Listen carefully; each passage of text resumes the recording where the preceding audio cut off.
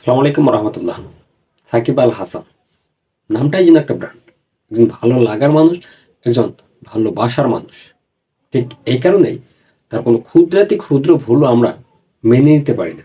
পৃথিবীর এমন কোনো বড় দেশ নাই যে দেশে তার ফ্যান ফলোয়ার্স নাই, এবং পৃথিবীর এমন কোনো বড় লিগ নাই যে লিগে সাকিব আল হাসান খেলেন নাই।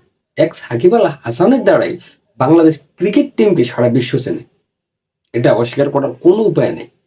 কিন্তু মাঝখানে বিভিন্ন কারণে তিনি বিতর্কের মধ্যমণি ছিলেন। তাকে নিয়ে বিতর্ক হয়েছে, তার নামকে নিয়ে বিতর্ক হয়েছে, তাকে নিয়ে ট্রোল হয়েছে। এর কারণ কি? তিনি খেলাধুলায় কম মনোযোগ দিচ্ছেন, ব্যবসায়িক ক্ষেত্রে বিভিন্ন ব্র্যান্ডের প্রমোটার হিসেবে, এবং একই সাথে বিভিন্ন অ্যাডে কাজ করার কারণে তিনি বিতর্কের মধ্যমণি ছিলেন। বর্তমানে তিনি রাজনৈতিক কারণেই হোক বা খেলাধুলার কারণেই হোক দেশের বাইরে আছেন। সেটা আপনারা খুব ভালোভাবে জানেন যে কেন তিনি দেশের বাইরে, এবং এই দেশের বাইরে থেকে তিনি একই ভুল আবারও করলেন।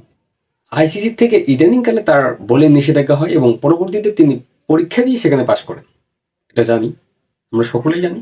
এবং একই সাথে তিনি যে কাজটা করেন ঠিক একদম শেষ পর্যায়ে এসে, এটা হচ্ছে যে 1xBet।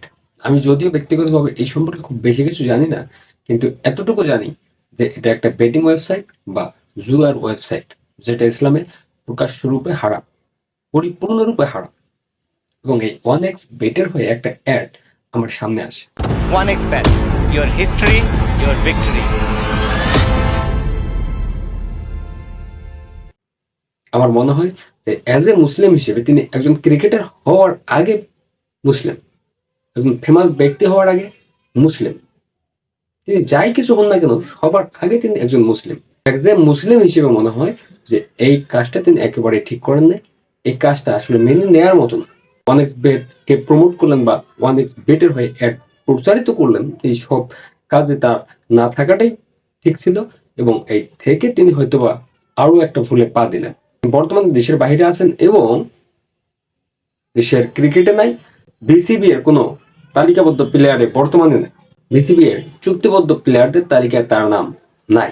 ঠিক এই কারণে কিন্তু তিনি এই ভুলটা করলেন। এবং এই কারণে যদি এই ভুলটা করে থাকেন তাহলে এর জন্য চরম একটা খেসারত দিতে হতে পারে সাকিব আল হাসানকে। আপনার কি মনে হয়, তিনি কি এই 1xBet-এর হয়ে যে অ্যাডটা প্রচার করলেন ঠিক করেছেন নাকি ভুল করেছেন? কমেন্টে জানান।